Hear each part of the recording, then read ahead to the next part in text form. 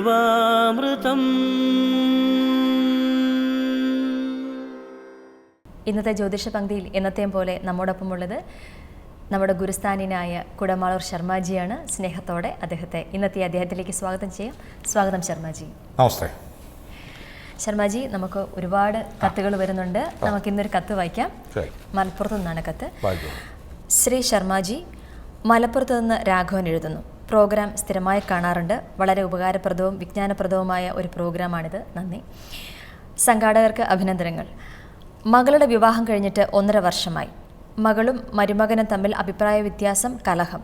മകൾ എന്നും ഭദ്ര വീട്ടിൽ നിന്ന് പിണങ്ങി ഇവിടെ വന്ന് നിൽക്കുന്നു. സന്തോഷമായി ജീവിക്കാൻ എന്തു ചെയ്യണം? മകളുടെ നക്ഷത്രം മേടരാശിയിൽപ്പെട്ട അശ്വതി നക്ഷത്രവും മകളുടെ ഭർത്താവിൻ്റെ നക്ഷത്രം വൃശ്ചിക രാശിയിൽപ്പെട്ട തൃക്കേട്ട നക്ഷത്രവുമാണ്. അശ്വതി നക്ഷത്രം ദേവഗണവും തൃക്കേട്ട നക്ഷത്രം അസുരഗണവുമാണ്. ദേവനും അസുരനും തങ്ങളിൽ പുരാതന കാലം മുതൽക്ക് തന്നെ കേട്ടറിവുള്ളതാണ്. തമ്മിൽ യോജിക്കേണ്ട കാര്യങ്ങളിൽ യോജിപ്പുണ്ടാകുക. എപ്പോഴും കലഹങ്ങളും 2 വ്യത്യസ്ത ധ്രുവങ്ങളിൽ നിൽക്കുകയും ചെയ്യും. ആശയപരമായും സൃഷ്ടിപരമായും ഭൗതികപരമായും ഇവർ അകന്നു തന്നെ നിൽക്കും. ദേവനും അസുരനും എന്നുള്ള പോലെ തന്നെ ഈ നക്ഷത്രങ്ങൾ തങ്ങളിൽ വിവാഹബന്ധം നടത്തുന്നവർക്ക് തങ്ങളിൽ കലഹങ്ങളും പ്രധാനപ്പെട്ട കാര്യങ്ങളിൽ ഭിന്നാഭിപ്രായങ്ങളും ഉള്ളതുകൊണ്ട് പണ്ടേ ദുർബല പിന്നെ ഗർഭിണി ശാത്താൻ്റെ ഉപദ്രവം എന്ന് പറയുന്ന പോലെ ഈ നക്ഷത്രങ്ങളിൽ ദേവഗണവും അസുരഗണവും തമ്മിലുള്ള ദോഷത്തിനേക്കാൾ ഉപരി ഷഷ്ടാഷ്ടമം എന്നുള്ള ദോഷവുമുണ്ട്. ഷഷ്ടാഷ്ടമം എന്ന് പറഞ്ഞാൽ മേടരാശിയിൽപ്പെട്ട മകൾക്ക് മേടം, ഇടവം, മിഥുനം, കർക്കിടകം, ചിങ്ങം, കന്നി, തുലാം, വൃശ്ചിക രാശിയിൽപ്പെട്ട 8ാം രാശിയിൽപ്പെട്ട, ഇംഗ്ലീഷിൽ 8 എന്നും സംസ്കൃതത്തിൽ അഷ്ടമം എന്നും 8 എന്ന് മലയാളത്തിലും പറയുന്ന 8ാം രാശി. അതായത് മേടൻ രാശിയും വൃശ്ചിക രാശിയും തങ്ങളിൽ 8ഉം 6ഉം രാശിയാണ്. വൃശ്ചിക രാശിയിൽപ്പെട്ട മകളുടെ ഭർത്താവിന് 6ാം രാശിയിൽപ്പെട്ട മകളുമായി പൊരുത്തപ്പെടുവാൻ സാധ്യത കുറവാണ്. അത് ദാമ്പത്യ ജീവിതത്തിൽ മാത്രമല്ല, കൂട്ടു ബിസിനസ്സുകളിലും ഏതൊരു കുടുംബത്തിലും ഏത് വ്യക്തികൾ തങ്ങളിലായിരുന്നാലും എന്ത് ഇടപാടുകൾ ആയിരുന്നാലും കൊടുക്കൽ വാങ്ങലുകളും ദാമ്പത്യ ജീവിതത്തിലും സ്നേഹബന്ധങ്ങളിലും ഒരു ഓഫീസ് തന്നെയാണെങ്കിലും മേടം രാശിയും വൃശ്ചിക രാശിയിൽപ്പെട്ടവർ തമ്മിൽ ആരടാ വലിയവൻ എന്നൊരു തോന്നലുകൾ ഉണ്ടാവും.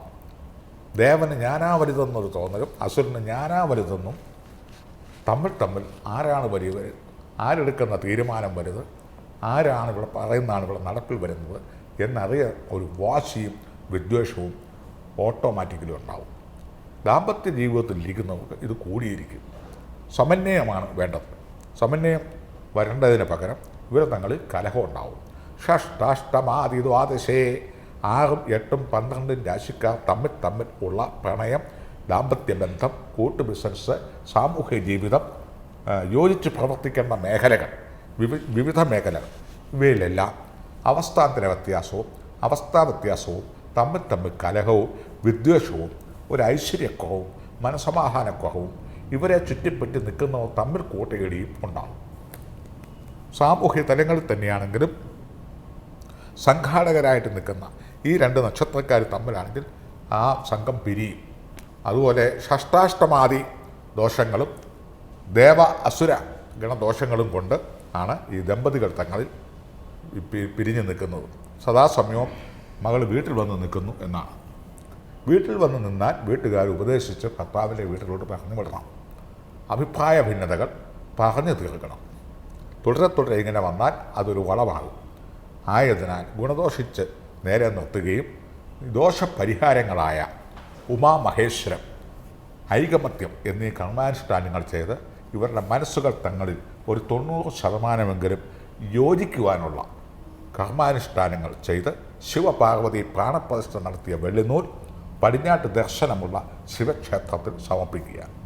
ഇങ്ങനെ ചെയ്തു വരുമ്പോൾ ഏതാണ്ട് 160% തമ്മിൽ യോജിപ്പുകളും അതുപോലെ തന്നെ നല്ല കാര്യങ്ങൾ എന്ന് കണ്ടാൽ അതിനെ എതിർക്കാതെ മുന്നോട്ട് പോകാനുള്ള ഒരു പ്രവണതയും അതുപോലെ തന്നെ സാമ്പത്തികപരമായ അഭിവൃദ്ധിയും ഒരു ഉന്നമനവും ഐശ്വര്യ ജീവിതവും ഈ ഷഷ്ടാഷ്ടമ ദോഷക്കാർക്കുണ്ടാകുവാൻ ബുദ്ധിമുട്ടാണ്.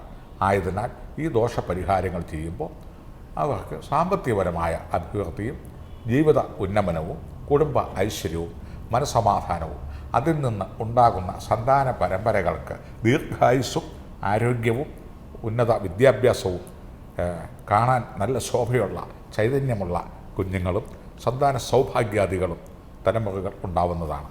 ഇല്ലെങ്കിൽ ഷഷ്ടാഷ്ടമ ദോഷമുള്ള ദമ്പതികൾ, കമിതാക്കൾ, കൂട്ടു ബിസിനസ്സുകാർ, കൂട്ടു പ്രസ്ഥാനക്കാർ, നിർമ്മാണ തൊഴിലാളികൾ, എന്തിനും ഏതിനും ബന്ധപ്പെട്ടവർ ഈ ഷഷ്ടാഷ്ടമ ദോഷമുണ്ടെങ്കിൽ അവരുടെ ലക്ഷ്യം പൂർത്തീകരിക്കുന്നതിന് മുമ്പ് തമ്മിൽ കലഹം, വൈരം, യുദ്ധം, മൃതി, ക്ലേശം, മരിച്ചു പിരിയുക, ക്ലേശിച്ച് പിരിയുക, കോടതി കച്ചേരിയായിട്ട് പിരിയുക, തമ്മിൽ തല്ലി പിരിയുക, അതുപോലെ തന്നെ ഒരേ കുടുംബത്തിൽ ഒരേ ബെഡ്റൂമിൽ കീരിയും പാമ്പും പോലെ കഴിയുക, അതുപോലെ കൂട്ടു ബിസിനസ്സുകൾ ലക്ഷങ്ങളും കോടികളും മുടക്കിയവർ തങ്ങളിൽ 6-ാം കൊല്ലമോ 8-ാം കൊല്ലമോ തങ്ങളിൽ പിരിയുക, വഴക്കും വയ്യാതിരിയാകുക, അടിപിടിയാകുക, ഏതെടുത്താലും എതിരഭിപ്രായങ്ങൾ ഉണ്ടാകുക, ഇതിൽ നിന്ന് ഉടലെടുക്കുന്ന സന്താന പരമ്പരകൾ ദമ്പതികളാണെങ്കിൽ അതൊക്കെ അംഗവൈകല്യമോ രോഗങ്ങളോ അവരുടെ വിവാഹം, ഉദ്യോഗം ഇങ്ങനെയുള്ള കാര്യങ്ങളിൽ എപ്പോഴും മാതാപിതാക്കൾ കുണ്ഠിതപ്പെടേണ്ടതായി വരികയോ ചെയ്യും.